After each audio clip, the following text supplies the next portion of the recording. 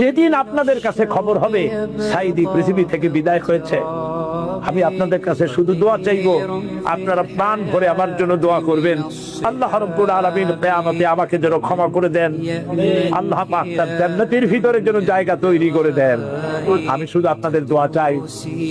আর কিয়ামতে আমি চাই যারা আমাকে ভালোবাসলেন, যারা আমাকে মহব্বত করেন, তাদের সংখ্যা আমি জানি অনেক অনেক অনেক বেশি।